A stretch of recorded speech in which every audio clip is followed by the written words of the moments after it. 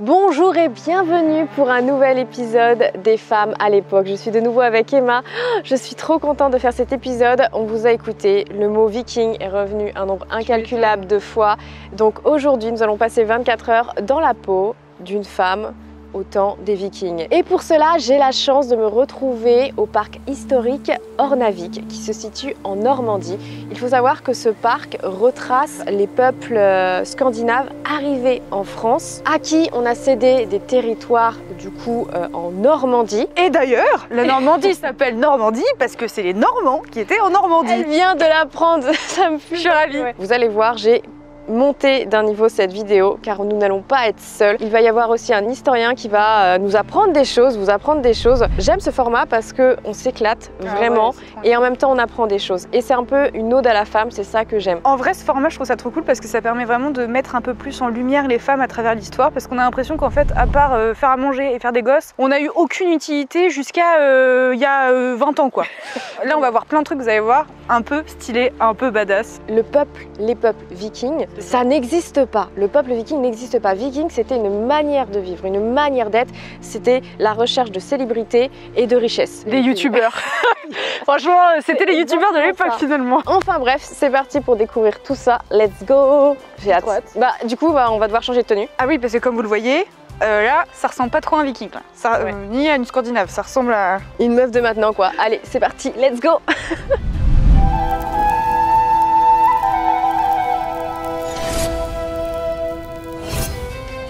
Tada! Alors? Là, la petite transformation quoi. Ça te rappelle pas quelque chose? Si, ça me rappelle un peu des vidéos qu'on a déjà fait, ça c'est sûr. Oh, punaise. Par contre, je tiens à dire, cette fois-ci, je suis riche parce que je porte du bleu. Le bleu... c'est le village. Ah oui, ben... c'est l'apéro?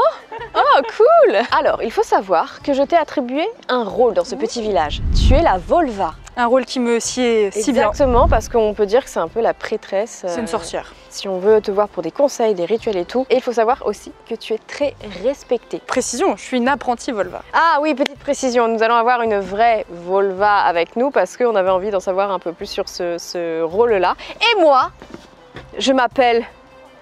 Aude. Aude. Pourquoi? Oui, on a changé nos prénoms. Parce qu'évidemment, Emma, Doom, ça n'existe pas, toutes ces conneries.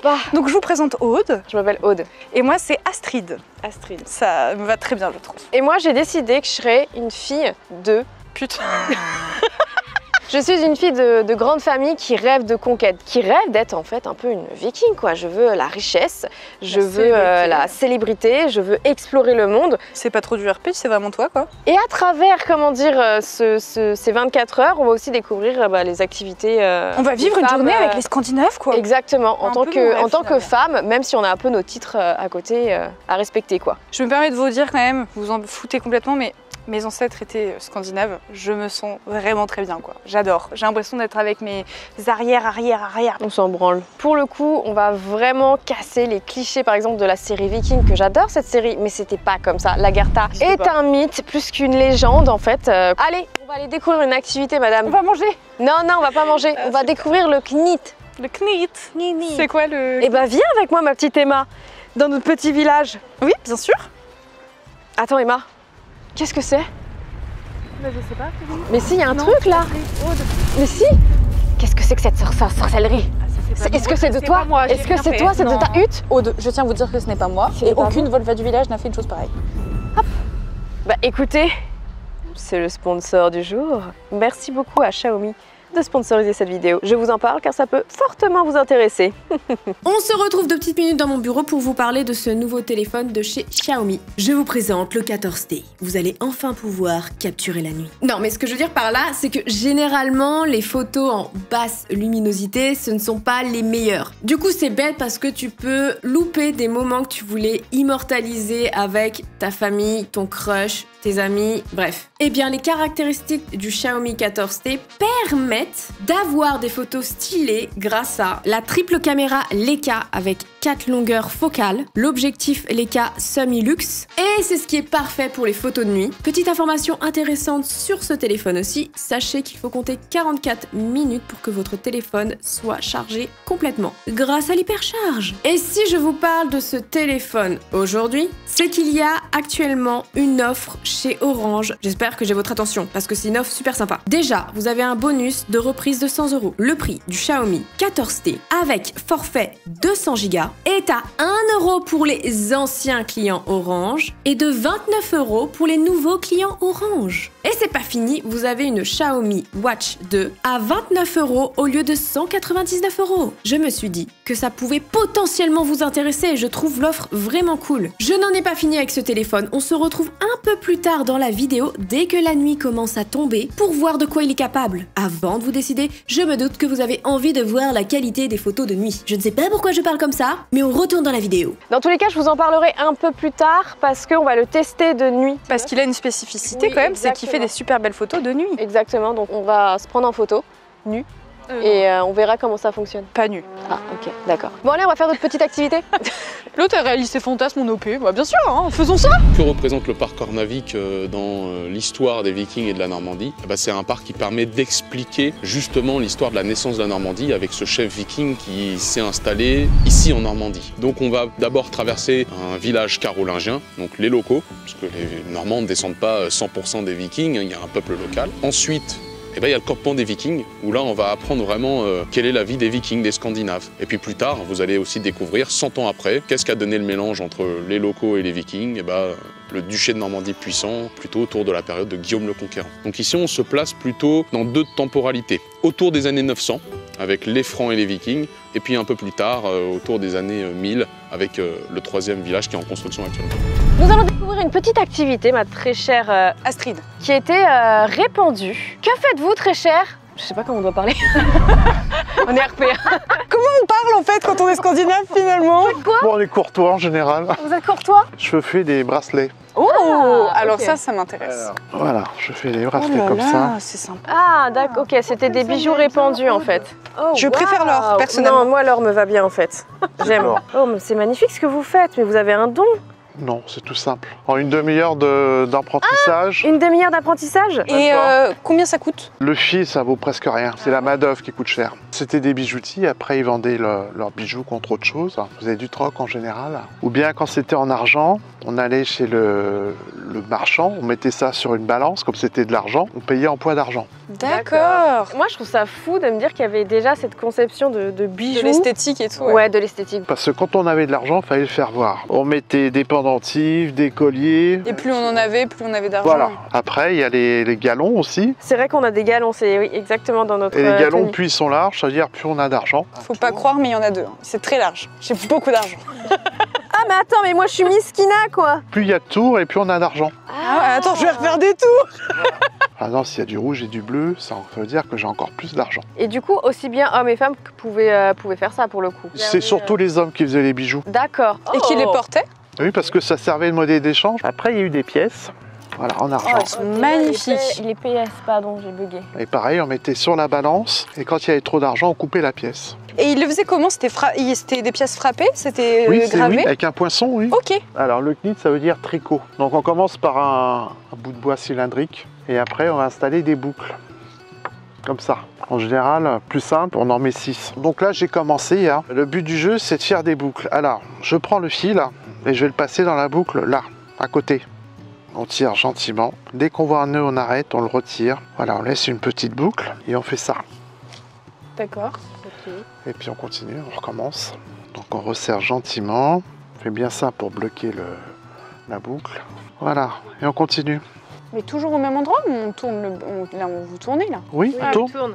On prend la boucle à côté à chaque fois. Ok, d'accord. Oh non, faut que je le fasse aussi. Ma question est beaucoup plus intéressante. Comment avez-vous fait pour vous procurer ce matériel d'une richesse Donc c'est du fil qu'on achète dans le commerce. Hein. À leur époque, c'était, on prenait du métal. Alors le métal qu'on utilisait, c'était du cuivre, de l'argent, de l'or.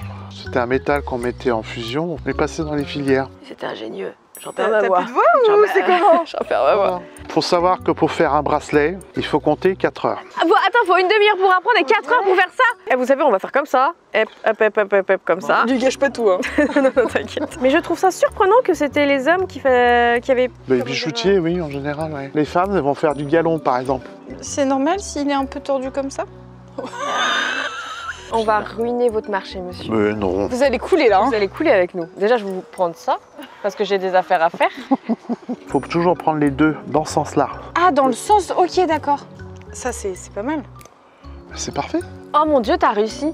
Je suis choquée. Ah là là, moi, la gloire et la richesse, finalement. J'ai rien fait du tout, j'ai rien fait du tout. Tout est entre très très bonnes mains. Du coup, c'est prendre la deuxième boucle. 1, 2, tout que je passe. Là, faut aller à la Ah, boucle. juste après. Voilà, et prendre les deux fils. Et les Voilà. deux fils, voilà, ok. Mais c'est super simple en fait. Et hop, je recommence. Alors par contre, quand on est là, il faut laisser un petit peu de mou. Pour repasser après. Voilà. Punaise, j'ai compris, meuf. Je m'appelle Astrid. Ah, excusez-moi. Puis donc, elle a pris pareil en une demi-heure. Mais elle a l'air plus futée que nous, si je peux me permettre. Donc le principe, il n'est pas compliqué. Non, Le principe en lui-même, ça, on peut très vite prendre la main, mais effectivement, il fallait du temps, De la patience. de la patience. Mais par contre, après, ça donnait un rendu et moi, je suis fascinée, même par les attaches. Du coup, t'as vu comment elles étaient les attaches de l'époque? Ah, donc là, c'est la première partie. Après, il y a l'autre partie pour arriver à ça. C'est vrai que depuis que j'en fais, les gens, ils sont vachement fascinés, quoi. Ah ouais, ça marche bien dans le business. Quand on en a fait une longueur comme ça, à peu près, on va le démonter. Donc on va couper là, on retire, on obtient un truc de ce diamètre-là. Ouais, ok, d'accord. Après, on prend une filière et on passe dans le trou là. Et on tire et ça va resserrer les mailles. Et puis on descend. Plus il y a l'épaisseur du Voilà. bracelet, quoi. Ça qui est raté, par exemple. Trop épais et puis on peut pas, il n'est pas assez flexible. Dans celui-là, c'est une chute. Quand j'ai fait un bracelet, il y en avait trop, donc je l'ai coupé. Et après, on peut avoir des choses encore plus fines. Oh, c'est très beau ça. Regarde comme ça me va bien autant. Tu me Un l'offres corbeau. Malédiction. Ah, pardon. Tu me l'offres? Oui, bien sûr, j'ai pas d'argent, mais je sais pas comment on va troquer quoi que quoi, mais vas-y, Emma. Bah, je t'échange toi contre le bracelet. Non, non, tu peux pas, on ne fait pas d'échange d'humains, en fait. Oh, on peut, hein. Mais au final, Emma, c'est pas ce que je recherche. Je suis inspirée par le parcours de Aude la Tressage. J'ai Oui. soif d'aventure. Bah, faire un tour au lac, hein. Il faut que j'aille me forger une épée. Ce n'est pas contre vous, monsieur. Vous avez Non. une discipline incroyable. Moi, je reviendrai, je ferai des petits stages. Non, Emma, j'ai besoin de toi. Ah non. Il faut que tu viennes avec moi. Merci encore. Je vous en prie. Mais c'est pas mon délire. Je peux pas partir. Punaise, il y avait des robes en plus. Moi, je vais rester avec vous parce qu'elle me gonfle un peu pour tout vous dire. Et je vous aime beaucoup. Oh, c'est gentil. Et en plus, vous avez un super métier, donc je vais rester avec vous. Emma, j'ai besoin de toi pour des rituels. Oh, elle m'appelle. Faut que t'apprennes tes rituels. C'est Astrid en plus. Bon, bah, je sais pas si j'ai bien fait, mais en tout cas, je me suis Impeccable. beaucoup amusée. Il va tout enlever quand je vais partir, mais bon.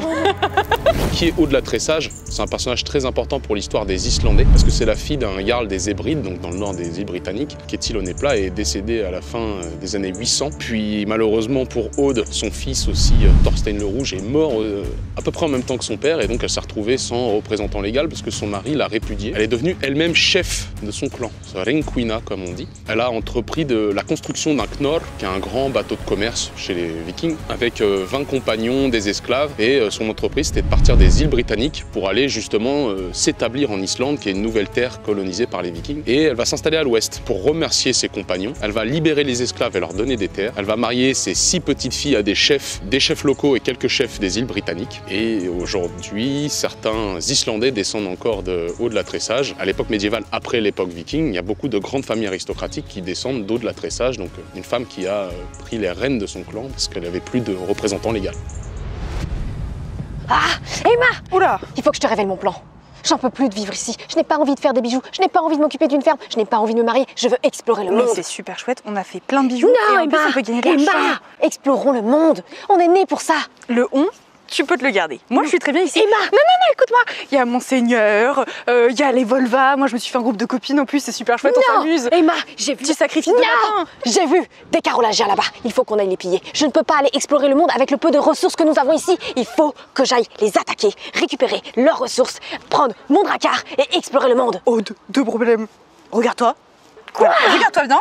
Mais Tu vas aller attaquer les carolingiens. oui, j'allais me faire une épée à la forge. Ok. T'as pas de dracard non plus. Hein. Mon papa a un dracard, ok? Et pour faire demander à papa d'aller trouver une armée, un dracard. Je vais m'en occuper, je suis une femme forte. Viens avec moi, on va faire mon épée. Non. Je gagne quoi? Le respect, De l'argent? de le respect, Je m'en fous du respect. T'as de l'argent? j'en aurai. Tu prends 10%? 20. 15? 20. 15,5? 25. Ok, 20%. Je te suis.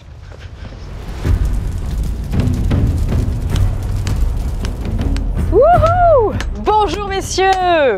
Bonjour. J'ai jamais vu ça de ma vie, que dans les films. Bon, toi, t'es venu ici pour faire ton épée. Ouais, mais je voulais avant savoir comment ça se passait, la forge de l'époque. Déjà, j'ai peur que ça crame pas en fait, genre si les flammes montent et tout. Non, justement, c'est fait exprès. Donc, on mettait un châssis en bois sur lequel on étend une peau de bête. Et à force de recevoir la chaleur de la forge, bah, elle sèche, elle devient comme du carton.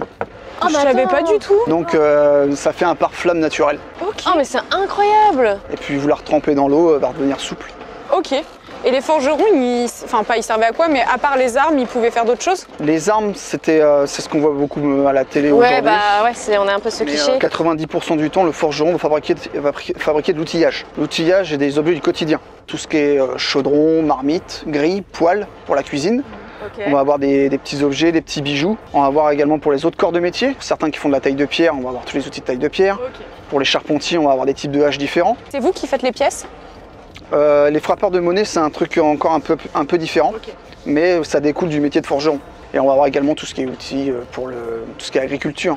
Donc soc de charrue, renforcement pour les pelles, parce que les pelles étaient faites en bois, des fers pour les chevaux, des fers pour les bœufs. Ah, il y avait déjà les fers à chevaux. Ouais, on fait surtout ça et on fait également beaucoup de réparations. L'acier coûte extrêmement cher à l'époque, plus cher que l'or. Donc dès que vous avez une pièce d'acier, vous l'entretenez. Vous y faites attention. Et dès qu'elle est abîmée ou cassée, vous la ramenez au forgeron pour la réparer. Ça coûte moins cher de réparer que de refaire. Que d'en refaire une neuve. Et un forgeron, ça travaille plutôt seul ou c'est une team de forgerons? En général, le forgeron est seul avec un ou deux apprentis. Le savoir de forgeron est un savoir extrêmement jalousé, extrêmement restreint. Il y a très peu de personnes qui ont la connaissance. Le forgeron, il est un peu bien vu dans la société, quoi. Je pense qu'il en fallait un dans tous les cas, dans Oui, non. chaque village quoi. Alors il n'y en avait pas un dans chaque village, parce qu'ils étaient extrêmement rares. Donc en général, on pouvait avoir un forgeron pour une dizaine, vingtaine de villages. Ah oui, d'accord, ça fait beaucoup de choses à faire. Et il devait être riche. Après, on va pouvoir trouver des forgerons, plusieurs forgerons, mais quand on va arriver dans les grandes villes ou les grands comptoirs commerciaux. Là, en général, on va trouver 1, 2, voire 3 forgerons, voire grand max. Et ces forgerons, en général, ils vont se spécialiser. Donc on va avoir un forgeron spécialisé en outillage, on va avoir un armurier. Par exemple, aujourd'hui, on a tous été à l'école, on a tous fait des cours de physique-chimie. Donc on sait que les matériaux se transforment, changent d'état. Quand on fabrique de l'acier, on va partir du minerai de fer.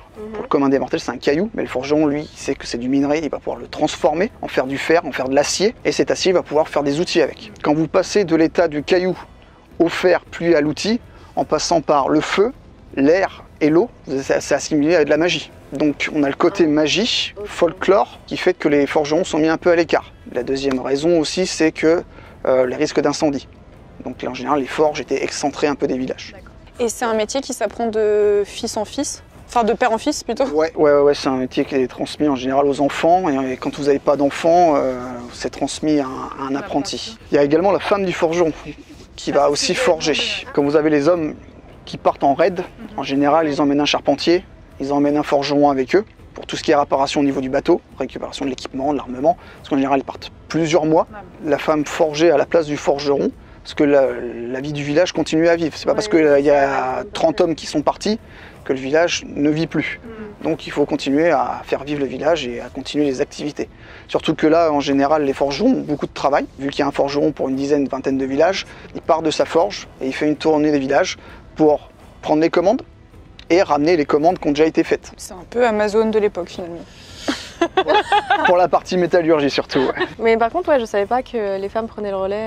Bien sûr, les femmes avaient le choix de leur métier à l'époque. Ah oui, ouais à l'époque. Oui, c'est ça, oui. Ah, moi dans ma C'était- tête, en fait, c'était femme, quoi. On est toujours dans une société patriarcale, tu vois, mais les femmes avaient plus De droits. droits. Si vous avez un mari qui est forgeron, la femme va forger.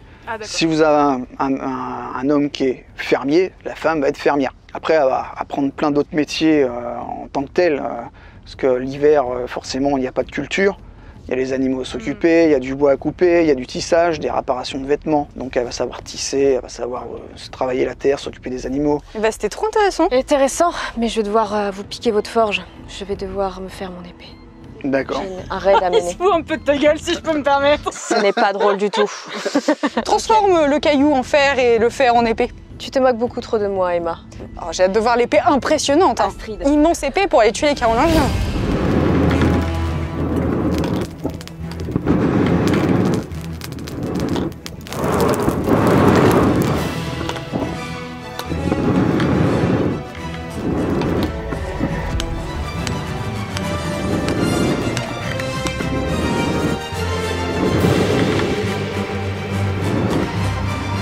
Elle est Emma, j'ai mon épée. La voici. C'est une épée à 2 doigts. Non, mais non. Non, on va s'arrêter là, tout de suite. Emma, c'est la première. Aude, assieds-toi. Tu regardes ça, là. Hein. Tu vois un carolingien? Oui. C'est pas des petits hommes. Hein. Ça transperce quoi, ça? Flavie? Non. Si. Aude? Si bien situé dans un corps humain, ça peut perforer une artère. Ah ouais. Non, arrête. Ça a l'air de vachement bien fonctionner. Tu sais ce que c'est, Aude? Ça s'appelle un cure-dent. Astrid, tu ne crois pas en moi. Je n'apprécie pas du beaucoup. tout. Là, il va falloir prier les dieux fort, ma belle. Hein. T'avais pas assez d'argent, finalement, en fait. Mon père, il a tout mis dans le dracar. Il n'y a que le dracar. Avec ton cure-dent, on va pas aller loin. Parce que là, on a un peuple sanguinaire qui est prêt à nous éviscérer, à nous arracher les dents. Donc si tu veux vraiment avoir la gloire, toutes ces conneries là, et que moi je veux vraiment mon argent, parce que j'en ai vraiment besoin, Oui. ce qu'on va faire, c'est qu'on va aller prier tous les dieux, mais très fort, vraiment. Là, il va falloir faire beaucoup de rituels, Ça, c'est ton business. beaucoup d'invocations. Oui, ça, c'est Donc, toi. tu vas me suivre, parce Ok. que c'est toi qui payes, bien évidemment. Oui. Je suis pas sponsorisée, donc tu payes. Oui. Et on va aller voir les marchands, et normalement, avec ce que je vais acheter, on a peut-être une chance sur 1 million de gagner. Ok, ça me va. Je prends ma petite épée à 2 doigts. Je vais l'appeler 2 doigts. 2 doigts. 2 doigts. Alors le rôle des marchands dans la société viking, forcément, c'est de faire parvenir des marchandises qu'on n'a pas chez nous. Le contraire aussi, faire parvenir ailleurs des marchandises que les autres n'ont pas et que nous avons. Premièrement, eux, ce qu'ils exportent, une des matières qui leur rapporte beaucoup de sous, c'est des esclaves. Ils ont aussi cette sorte de petite pierre, cette résine d'arbre qu'on appelle l'ambre. Ils vont faire aussi du commerce de petites fourrures. Alors on n'est pas sur des peaux de mouton, on est plutôt sur des fourrures de zibeline, renard, loutre, castor. Ils vont aussi beaucoup vendre l'ivoire de morse, denrée qui permet au reste du monde de faire des objets de luxe qui remplacent l'os. Ce qu'ils importent, eux, principalement, ils aiment beaucoup l'argent. On a retrouvé beaucoup de dirhams, donc c'est une monnaie plutôt arabe. On a des petites monnaies locales, souvent tournées autour d'un port commercial, mais il n'y a pas de monnaie commune au début, en tout cas de l'époque viking. On a plutôt du troc, et même quand les vikings s'installent en Angleterre, on sait qu'il y a des monnaies vikings, de chefs vikings en Angleterre, mais pas de monnaie commune. J'espère qu'on va trouver des choses. Moi, j'aimerais bien que tu changes ton épée pour être 100% honnête. Laisse-moi, je crois à mon épée. Bonjour, C'est une très belle étale que vous avez là. merci. Vous vendez quoi? Toutes sortes de produits qui pouvaient être marques de prestige et de noblesse sociale chez les Scandinaves, que ce soit les épices, les bijoux, les fourrures, tout ce qui montrait au premier coup d'œil qu'on était riche. Regarde, Aude, des vraies épées. Ça serait peut-être pas mal finalement. Avec ça, tu peux peut-être tuer un carolingien là. Et qu'une épée de cette qualité, vous en tuez même 10. Ah bah ça serait pas mal. Ils sont combien dans ton petit village? Je sais pas, j'ai pas compté. Ah super. Parce qu'elle nous a fait ça. Arrête, laisse mon épée à 2 doigts. À vrai dire, ce qu'on chercherait, c'est plutôt de l'ambre. Ça serait pas mal. Vous me le prenez contre quoi? Ça fera 3 grammes d'argent. Ça irait. C'est pas de l'argent ça.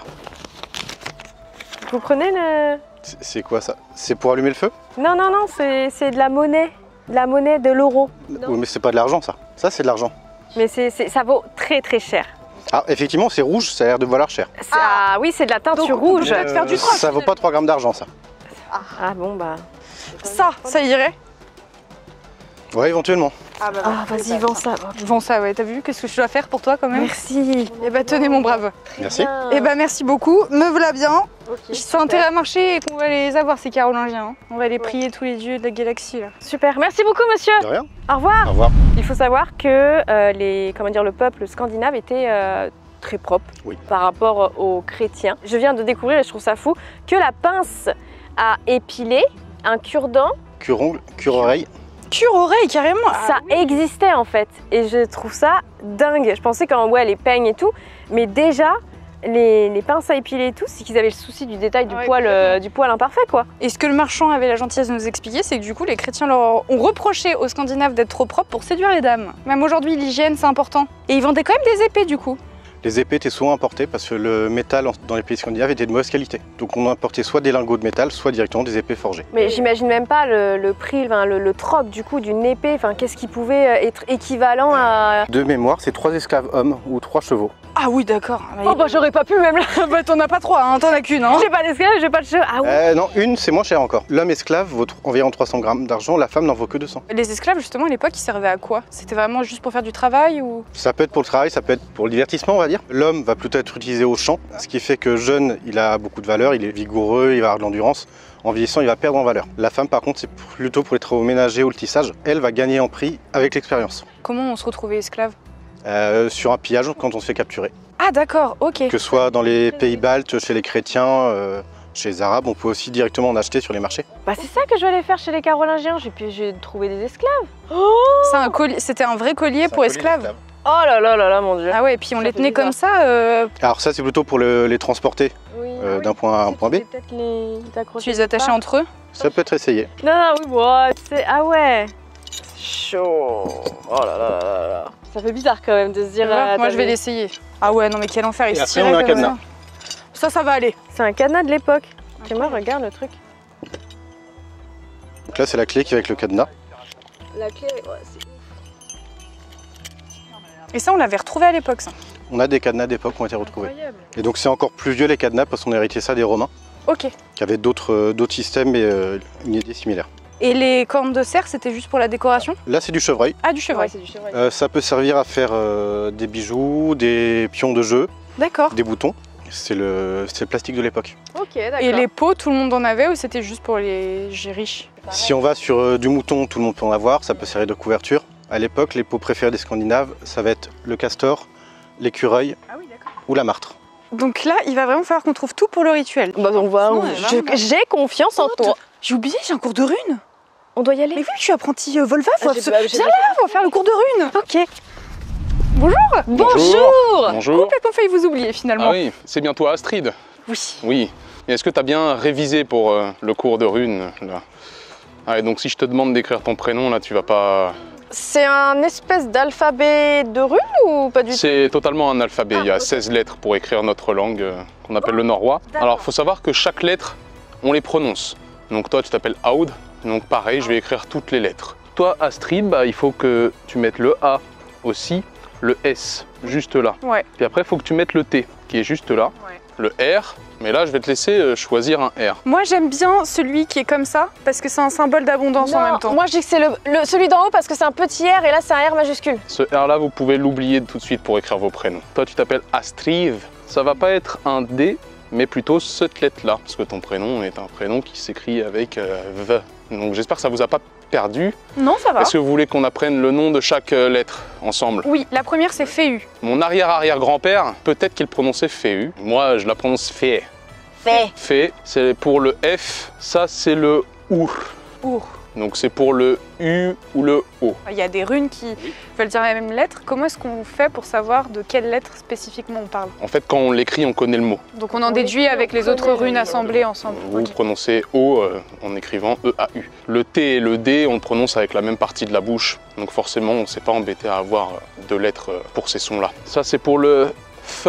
F. Fort, le dieu, comme son père Odin. Odin. Odin. Ça, c'est un An. Ah. Ça, c'est le R. Par contre, il faut le rouler. Donc c'est R. Exactement. Harald. Celle-ci, c'est Hagal. C'est pour les H qui sont prononcés. Agal. Donc je reprends le prénom de mon père, Harald, je prononce le H, Ha. Ça, c'est le Ar, donc Ar. c'est un A. Celui-ci, c'est le S, Astrid, et ça, c'est un autre R. L'ensemble c'est un... C'est le Fudark, parce que les premières lettres que tu as ici, c'est Fudark. Vous êtes obligé pour le cours suivant, de me les apprendre par cœur. Parce que pour les runes cryptées, il faut les connaître par cœur, parce qu'on va donner la position de la rune dans sa ligne et dans sa colonne. Donc là, pour un premier cours, je vous laisse digérer ça. Il faudra au moins m'apprendre les 5 premières et savoir écrire chacune votre prénom. D'accord, bah Je vais le prendre en photo. C'est quoi ça? Avec la pensée, je regarde fort, je fais... Et après c'est gravé là-dedans et c'est magnifique. On est parti pour la suite nous. Ah oui. Merci beaucoup bah, en tout cas, bientôt, monsieur en le tout cas. professeur finalement. Merci beaucoup pour votre temps. Et n'hésitez pas, hein, pour une pierre unique, faites appel à moi. Bah, C'est j'ai bien, quelques on va malédictions à chercher, faire, donc Ah. je compte sur vous. Pas de soucis. On va aller chercher le calcaire. Granit. Ah, granit, pardon. Alors qui sont les Volva? Ce sont des prophétesses qui faisaient une certaine magie dans les pays scandinaves à l'époque viking, qui permettaient en fait surtout, principalement, de prédire l'avenir. Elle allait souvent de ferme en ferme. Généralement, elle devait dormir à la ferme. On lui donnait le meilleur siège de la ferme. Et c'est le lendemain matin que c'était ritualisé. Elle faisait sa transe pour pouvoir prédire l'avenir. Alors les croyances des Volva, elles s'insèrent dans toutes les croyances qu'il y avait en Scandinavie à l'époque, c'est-à-dire une sorte de polythéisme nordique, germanique. Et donc elle croyait forcément que dans la nature, de façon invisible, il y avait les dieux. Et il y avait aussi ce qu'on appelait des landveitir, qui sont des sortes d'esprits tutélaires de la nature. Certainement que quand elle rentrait en transe, elle rentrait en communication avec ces ordres qu'on ne connaît pas, nous, à l'œil nu, mais qui étaient bien réels pour les Scandinaves de l'époque. Nous sommes enfin chez la Volva. Comment ça se passe? Il faut que tu m'aides à ce qu'elle devienne ma Volva dédiée en fait, parce que je suis très égoïste. J'ai besoin de rituels pour me protéger. Bon, je te la fais plus courte.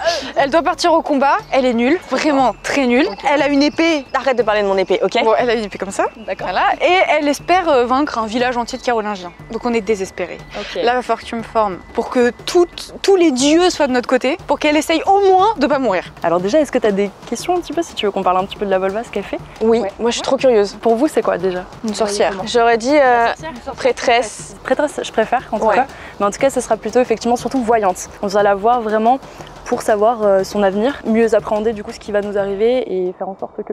Oula. Pardon, je suis pris de la fumée. T'arrives un petit peu mieux à dépasser les obstacles qu'il va y avoir dans ta vie. Donc on peut quand même se jouer un peu du destin, quoi. En tout cas, avoir des outils pour affronter, oui. En tout cas, le destin a décidé de me tuer avec le feu. Tout le monde peut devenir Volva ou s'il y a une prédisposition, on va dire, à l'époque Il y a plusieurs hypothèses, les historiens et les archéologues n'arrivent pas trop à s'accorder. Il y en a qui vont établir la thèse plutôt de c'est des personnes qui descendent de l'aristocratie. Attends, je suis désolée, il faut que je m'éloigne, je suis en train de mourir. Oh vache! Aude, les dieux nous disent qu'il faut s'arrêter maintenant. Non! Regarde ça. J'ai pas fini ma mission! Donc tu as plusieurs thèses, celle de l'aristocratie et tu as celle où soit elles transmettent, il y a beaucoup de transmission orale chez les Vikings, c'est énormément ça. Donc ça peut être de mère en fille? Complètement, ça pourrait être une possibilité. En tout cas, on n'a pas de choses certifiées. C'est dans la saga d'Éric le Rouge, la Volva en question. Toutes ses sœurs étaient censées être des Volva, donc des volures. Au pluriel, ça devient volure. Volure, ok. Voilà. Déjà, pour ses services, elle est payée monétairement. En fait, on fait appel à ses services et elle se déplace. Et à ce moment-là, on lui doit l'hospitalité, mais pas une hospitalité banale. On fait des banquets en son honneur. À travers elle, c'est vraiment en l'honneur des dieux. Et elle pouvait pas maudire des gens ou... Si. Elle peut avoir aussi un côté un peu moins sympathique. Elle va avoir des pouvoirs techniquement qui pourraient aller de modifier la météo à jeter des sorts sur des gens qui peuvent aller jusqu'à la mort, la maladie. Ah oui, d'accord. Ah ouais, d'accord, ok, fallait pas être son ennemi quoi. Tu me donnes la recette parce qu'il y a quelqu'un qui m'embête en ce moment. Elle s'appelle Aude. Je crois que je vois très bien. Pour ma requête, tu penses que c'est possible d'avoir un rituel de moins de chance ou... Bah démerde-toi avec elle, il me faut un truc... J'ai fait venir du monde ici aussi autour parce que dans certaines sagas, il y a besoin d'avoir une assemblée pour notamment faire un chant. Donc on n'a pas de chant particulier qu'on connaît, mais en tout cas ça va aider à amener les esprits. L'objectif c'est ça. Techniquement on est aussi censé faire un sacrifice. Je propose. Ah mais c'est moi qui... On gagne la guerre comme ça. Mais je suis morte. Qui valide? Moi. Mais tu voulais pas partir. Excusez-nous. Pour les sacrifices, généralement c'était des animaux. Et nous? Non, on est parti sur du faux. Voilà, c'est une petite mise en scène. Et là, c'est nous le sacrifice là.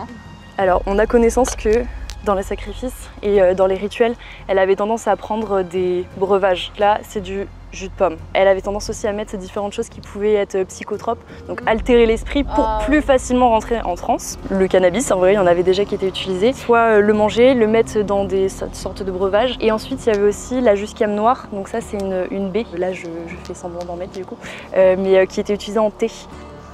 Squeak.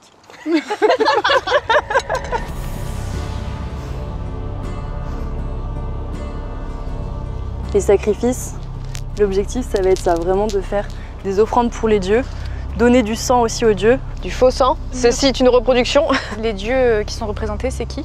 Alors ici tu vas avoir Thor juste là. Ok. Ça c'est dieu du tonnerre, dieu de la guerre. Au milieu c'est Freya. C'est bien qu'elle ait la position centrale parce qu'elle est hyper liée à la Volva. Donc elle c'est vraiment l'amour charnel on va dire, et aussi la magie. Et lui, c'est Freyr, donc c'est un adulte, hein. C'est pas une famille, on dirait que c'est une famille. Et lui, c'est le dieu de la fertilité. Ah, c'est pour ça le... Oui, on le reconnaît facilement. Ok, bah du coup, là maintenant, je pense qu'on va pouvoir toutes se lever. Aude, c'est bien ça? Oui. Je viens te voir, déjà pour former l'autre meuf qui m'accompagne, mais en soi, pour savoir si je vais gagner mon combat contre les Carolingiens. D'accord. Pour votre participation, je vous remercie d'être toutes réunies. J'ai des choses plus claires qui me sont apparues. Je pense que tu vas tout à fait réussir ton destin. Tu vas pouvoir aller marcher sur les Carolingiens. Je suis heureuse. Sans aucun problème. Mais elle sera vivante. Elle marchera vivante. J'ai pas défini ça encore. Je suis moins enchantée d'un coup. C'est mon tour maintenant. Je suis apprentie Volva. Moi aussi, je vais faire une demande aux dieux. Vous allez toutes fermer les yeux et vous allez m'accompagner. Et faites-moi confiance. Demande à me protéger. Protection. Les dieux parlent là à travers mes larmes, ils te disent c'est mort. Je vois que tu pleures. Attends, elle en peut plus. La plume tourne vers la gauche. C'est un très bon signe, fais-moi confiance. Laisse-moi juste une petite seconde. Salut mes petits vikings, j'espère que vous allez bien. Oui. On commence aujourd'hui avec notre premier tuto. Super. Comment réussir Emma, son c'est premier chaud. rituel. Ferme les yeux. Voilà, C'est j'espère Emma. que vous avez récupéré les vessies de loutre et... Putain, on a de la vessie de loutre? Non. Emma, qu'est-ce que tu fais? T'inquiète, j'ai suivi un tuto express, mais autrement.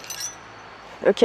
Tu me fais confiance? Oui, je te fais Je vais confiance. chercher une vessie de loutre, je reviens du coup. Ok, très bien. Docteur Viking Volva, il m'a dit quoi faire. Là, si je veux parler aux dieux, je la mets sur la fumée. Ouais. Et la façon dont elle va bouger, C'est les interprétations qui en sont faites, Ouais, hein. Ça bien c'est sûr. pas acté vraiment 100%, mais c'est toi, si tu vois quelque chose, ça va répondre à certaines de tes interrogations. Tu vois, tu l'as fait un petit peu bouger comme allez, ça. on va vers la droite. Nickel ça. Après il faut pas non plus influencer le cours du destin. Si, moi Il faut laisser les dieux. Regarde, je communique. Regarde, il va tout seul, je dis rien. Je vais faire quelque chose, c'est un rituel magique. C'est pour nous porter chance pendant le... Enfin, me porter chance pendant le combat. Ok, t'es prête? Ok, vas-y. C'est la volonté des dieux, là, c'est plus moi. Voilà. Ça semblait plus impressionnant quand on Je avait suis les une yeux vraie fermés. Volva, finalement. Merci pour cette initiation. Avec Volva. plaisir, avec J'espère plaisir. que mon apprenti a bien observé. Oh, bah, regarde ça. Oui, bah ça, je vois ça. Punaise, le feu, t'as pas réussi par contre. Bon, bah mesdames, merci beaucoup de votre présence. On a appris beaucoup de choses. Viens avec moi, apprenti Volva. Cesse de pleurer. Putain. Vas-y, avance. Sauvez-moi. Je vous en supplie, sauvez-moi. Je peux plus faire Les des... dieux sont avec vous, vraiment.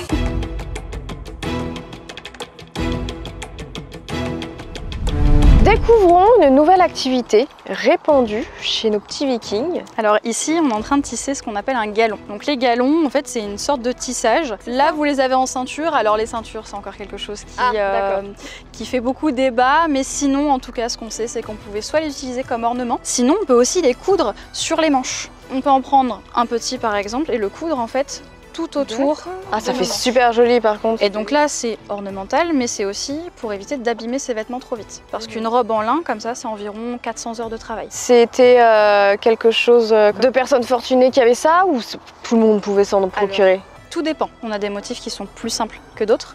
Et il y a aussi les couleurs qui sont importantes. Plutôt dans les tons marron, jaune, orange. Ça, c'est des couleurs où on va les retrouver assez souvent. Par contre, tout ce qui va être bleu, par exemple, ou le rouge, ce sont des couleurs qui sont assez compliquées à obtenir et donc là, ça va être pour des personnes plus fortunées. Là, on travaille essentiellement avec de la laine. Pour les galons les plus fortunés, on pouvait retrouver de la soie, des fils d'or ou des fils d'argent. Ah oui, dis donc. Et là, tu travailles pour qui? Alors là, en fait, on en a fait un exprès pour vous. C'est-à-dire que là, on a des petites cartes. Parfois, nos petites cartes ici, eh bien, on va pouvoir, par exemple, on a ces deux-là qui vont aller vers l'avant, les autres vers l'arrière, et ça peut changer en fait à chaque fois. Donc là, on vous en a trouvé un plutôt facile à réaliser, c'est-à-dire qu'on a toutes nos cartes, et donc on va aller 4 fois en avant, et après on va refaire 4 fois en arrière. D'accord. Donc là, ici, j'ai ce qu'on appelle une navette. On l'enroule de laine, et c'est ce qu'on va passer entre nos deux sections de fil. Donc là, je commence par passer ma navette entre les deux. Je tasse un petit peu mon fil ici, je garde une petite boucle, comme ça je le positionne bien. Je mets ma navette ici, parce que sinon à chaque fois il faut se relever. Et donc là, je pars en arrière. Je fais un premier tour. Je vérifie que chaque fil est bien à sa place. Donc là c'est bon, j'écarte encore un tout petit peu là. Le fil de la navette, il ne bouge plus après. À ce moment-là, je peux tirer. Et donc ensuite, je recommence. À chaque fois, je repasse mon fil. Donc là, la navette, elle est arrivée de ce côté-là. Ok, donc là, Donc je repars de ce côté. Okay. Je fais un tour en arrière. Là, on voit ici, là, les fils, ils ont un peu de mal à passer. Donc là, en fait, je m'aide avec mes doigts. Je peux tirer. Il y a des hommes qui faisaient ça ou c'était que des femmes? Alors, c'était plutôt les femmes. Ouais. Donc là, c'est bon. On va pouvoir maintenant partir vers l'avant. Vous essayez? Allez, Emma, vas-y. Hop. ça à peu près. Ah ouais, il faut une certaine dextérité quand même. Il faut faire attention que toutes les cartes tournent bien correctement et qu'elles soient toutes au même point à chaque fois. Moi, je trouve ça dingue, le système qui a été inventé, comment ils se sont dit et tout. Depuis l'Égypte antique, on utilise ces techniques-là. C'est un petit coup à prendre. En fait, c'est un petit tour. Alors, hop, il faut regarder si tout le monde est bien dans le même sens. Pas vu mon Et là, téléphone. j'ai envie d'envoyer des WhatsApp à mon crush. Oui, parce que s'il ratait, comment il faisait pour arrêter tout? Il faut tout redéfaire. Ah ouais. Mais bon, là, je vais pas vous infliger ça. Donc là, je passe le truc, je garde une petite distance. Et je m'arrête comme ça? Je fais que un seul tour? Ah ok. Ah, il y en a qui sont pas passés, regarde, il y a tout ce bordel là. Ah bon? Bah ils ont tous sur les bons points. Là, c'est bon. Il y en a, ils ont un peu de mal. C'est pour ça que je triche un peu. Des fois, je ravance juste un tout petit peu mes cartes. Oui. Et là, nickel. Et là, on peut au moins passer le doigt et après faire suivre tous ceux qui sont derrière. Donc là, je peux tirer et je repasse ma navette pour bien tasser. C'est ça. Bah bravo Emma. Tasser un petit peu et là, celui-ci, eh bien, c'est toi qui l'as fait. Et voilà. Tu as pris le coup de main très rapidement, je trouve. Je sais tout faire finalement. Est-ce qu'il y a une seule activité qui m'a résisté? Aucune. Sauf la fumée. Oh vache! Finesse, bah merci beaucoup. Et une fois qu'elle a fini son combat, je reviens pour terminer. Et comme ça, je me ferai une ceinture avec. Avec plaisir. Il y a une petite chose que je voulais absolument faire avec vous, c'est la visite d'une maison, on peut dire typique pendant cette période-là. Scandinave, ouais. Scandinave, j'avais trop envie. Et du coup, il y a Léna villageoise qui va nous accompagner. C'est peut-être ta maison au final? Plus ou moins, oui.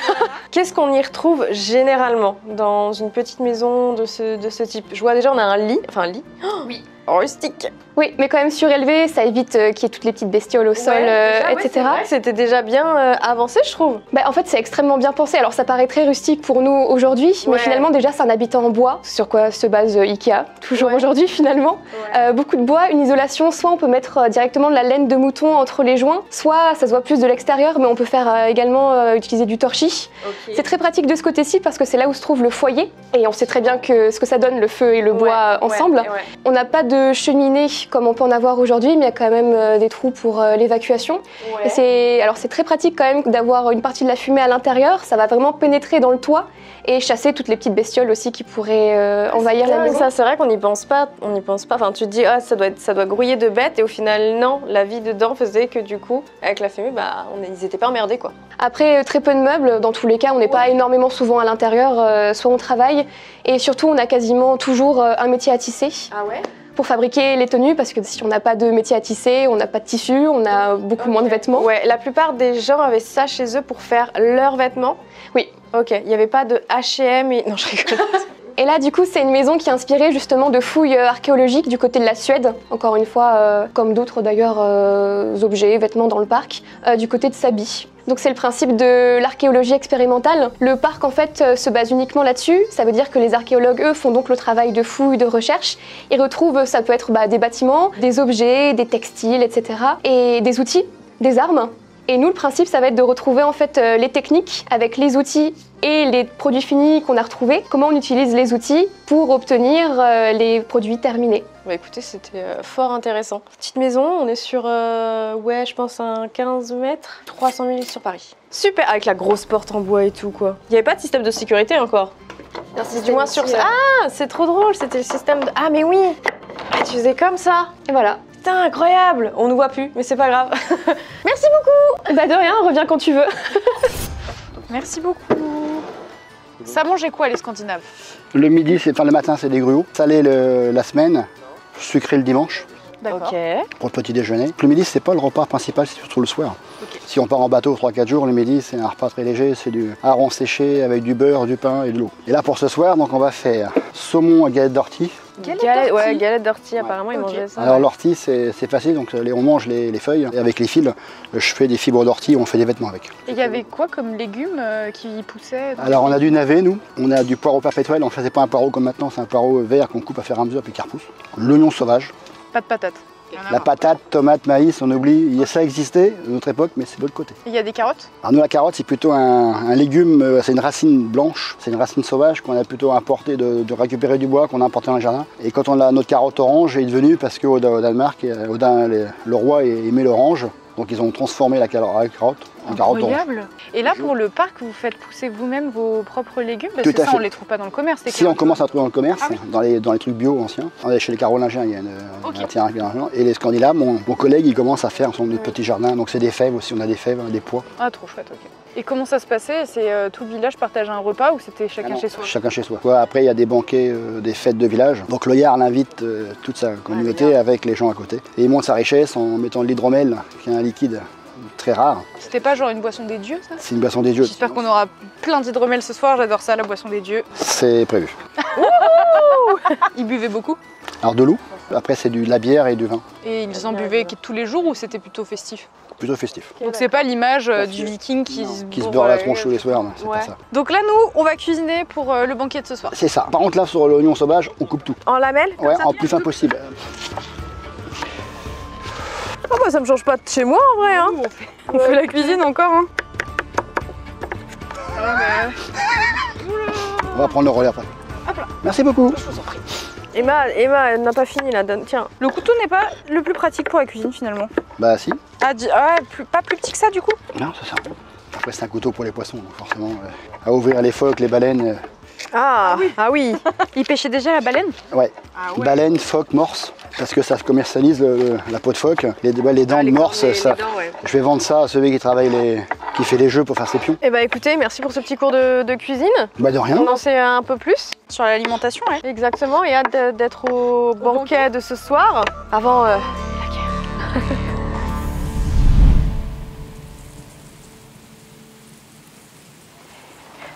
Emma, j'ai trouvé un bouclier. Demain, je pars. Au combat? Oui. Oui, bien sûr. Et toute seule.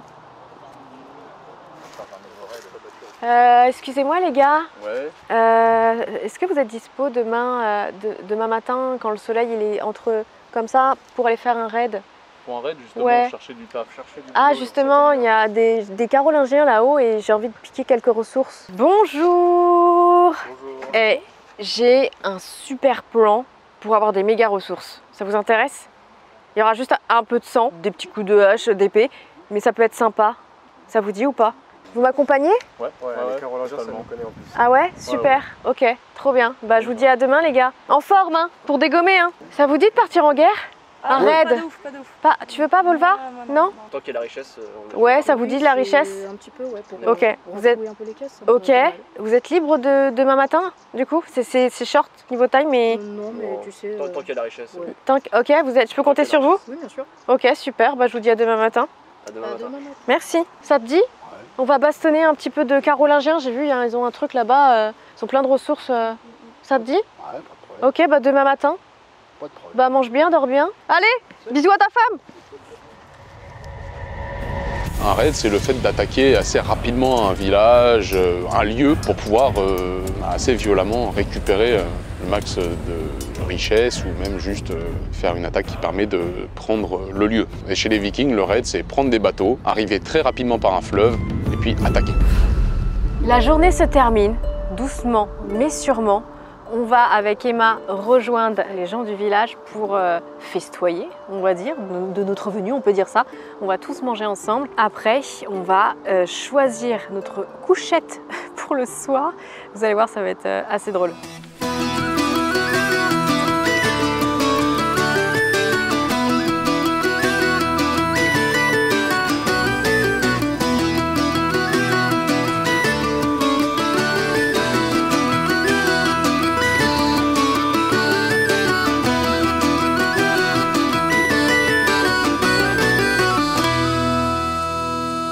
La nuit tombe, il est temps. Sans blague Sherlock Holmes, bravo. Alors Emma a quitté le concept de cette vidéo, vraiment. Astrid a quitté la vidéo et Emma est revenue. Comme je disais, la nuit tombe et on va devoir se départager des couchettes. Faut se battre? Oui. Bouge pas, je Non. te mets à terre. En gros, vous avez vu, il y avait un lit dans la petite maisonnette un peu plus tôt dans la vidéo. Et il y a cette tente aménagée exprès pour toi, Emma. Non mais pourquoi on s'est pas du tout départagé? Il faudrait faire un truc, un combat, un pierre-feuille chinois. Non c'est pas ça. Ah ouais, filmez-la. Emma a bu un peu trop d'hydromel. On a goûté l'hydromel. La boisson des dieux, voilà, comme je suis une déesse, j'étais bien obligée. Exactement, vu que c'est une vulva. Bah, dans ce cas-là, on fait un Shifumi. Celle qui perd va dans la tente et celle qui gagne va dans la maison. En 3 manches, ok? Ok. Shifumi, Shifumi, Shifumi. Oh, elle est dans la caverne d'Ali Baba. C'est une dictature sur ma chaîne. J'ai décidé de m'attribuer la cabane. Y a-t-il quelqu'un? Oui? Non, je n'entends rien. Non, mais je rigole pas du tout. Non, je n'entends rien. Je vais dans la maison. Et elle est petite, je peux la porter. C'est toi ici, voilà. Non. Bah, c'est une affaire rondement menée, moi j'ai envie de vous dire. Donc en fait, à l'époque, ils avaient des lits de paille. J'ai pas envie de dormir ici. Et du coup, on dormait comme ça. Et on attendait que la nuit passe. Et le lendemain, on se réveillait, waouh, de bonne humeur. Allez, bonne nuit. À demain. Non, mais si, je vais me coucher, t'inquiète, vous pouvez partir. Allez là-bas, je vais me coucher. Non, mais allez-vous-en. À un moment donné, il faut partir en fait. C'est ça que vous comprenez pas. C'est la fin, on se revoit demain matin là. Je dois faire un raid et tout, je suis fatiguée, donc barrez-vous en fait. Tu veux pas faire des photos avant? Ah putain, c'est vrai, merde. T'as bien fait de me virer de là. T'as raison, faut faire des photos. Let's go. Eh bien, je vais découvrir là où je vais dormir. C'est déjà mieux que Flavie. Je tiens à dire que j'ai des pièces plus grandes. Donc ça, c'est mon lit. Déjà habité par quelqu'un. Je sais pas qui sont ces affaires. Mais donc là, vous vous attendez à ce que je teste le lit devant vous, c'est ça? Pas du tout gênant pour moi, c'est génial. Belle peau de sanglier ou de phacochère ou de chèvre. En fait, il y a que des peaux partout. Oula, il n'y a pas du tout de matelas en fait.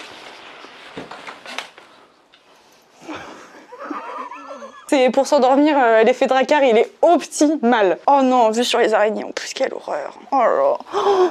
Non mais voilà, moi je suis pas viking en fait, je suis vraiment angeline, j'aime bien ma maison, l'expérience est rigolote, maintenant ça s'arrête là, hein.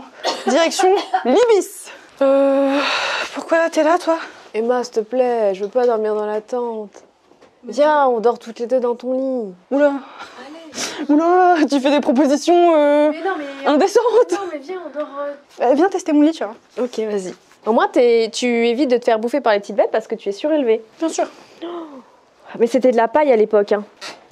Mais faut pas bouger en fait. Attends, imagine, je suis là, je dors. Oh putain, c'est chiant. Ouais, il va casser, ma fille, il va casser. Si tu finis à plat comme ça, je ris de ouf. Ah, c'est tendax, les gars, je vous jure. Et ça, c'est pour faire quoi? C'est pour taper les intrus dans la nuit? Ah, mais ça, c'est un pieu. Les vampires arrivent la nuit. Ah, bouge pas. Non, mais je suis pas un vampire, Emma. En tout... Emma, qu'est-ce que c'est que cette sorcellerie? Je promets, c'est pas moi. 2 fois, je promets, c'est pas moi. La deuxième fois qu'on voit cette chose.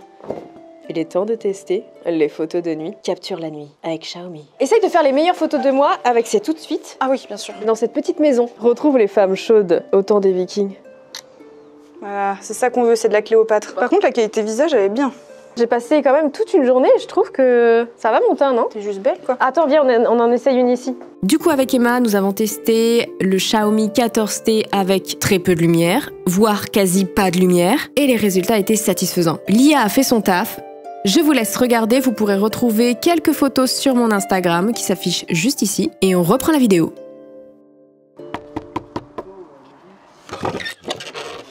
Emma, tu dors? Emma! Ben non, je dors plus maintenant.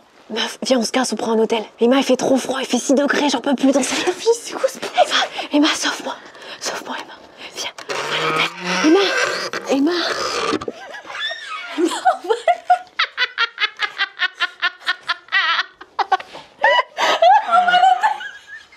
Ah oui, je te supplie. les affaires. Vas-y, je te rejoins. Ok, merci. Mais attends, viens là, viens. Faut filer en douce. Parce que s'il nous voit, il nous tue.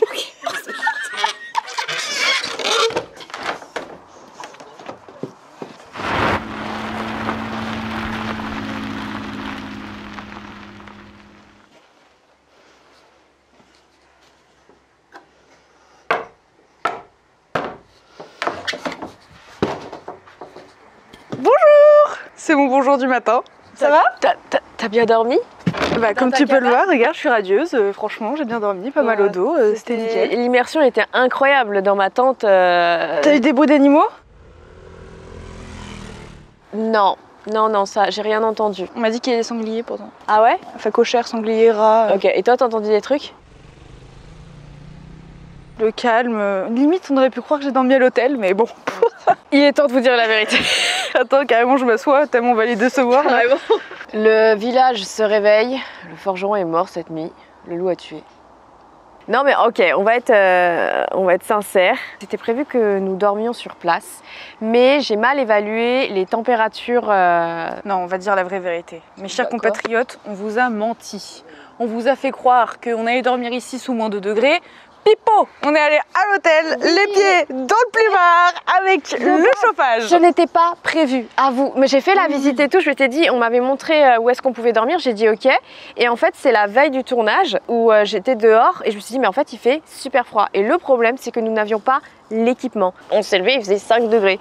Donc, et dans la nuit, il faisait 2. Et donc du coup, malheureusement, on n'a pas pu faire l'immersion de la nuit. C'est pour ça qu'on a pris la voiture et on a filé à l'hôtel. Mais ce n'est pas grave, nous sommes de retour. Je suis prête à reprendre le rôle d'Aude, donc on va se réhabiller et on va reprendre l'aventure. Aude a des choses à faire, ma Volva a des choses à faire. La Volva, elle est fatiguée là. Tu sais quoi, la Volva, elle prendrait bien un petit café, petit chocolat chaud et petit bol de céréales. Non, il n'y a pas à l'époque. Allez, on se prépare et on reprend nos aventures. Let's go. Let's go. Emma, c'est par là. Emma, faut y aller.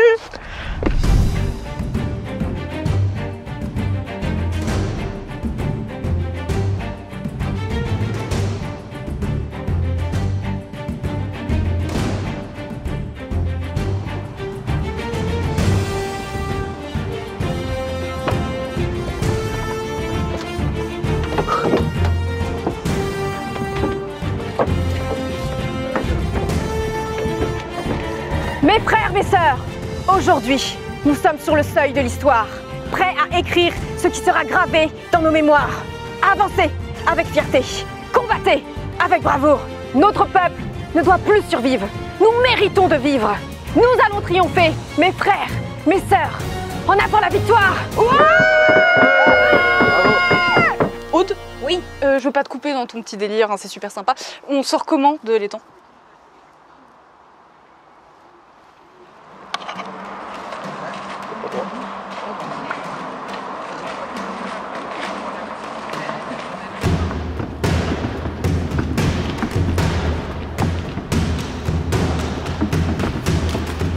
Ils arrivent! Ils arrivent! Ils arrivent!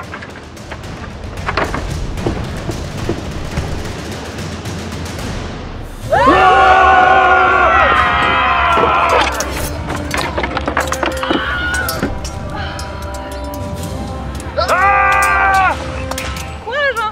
Battez-vous bien!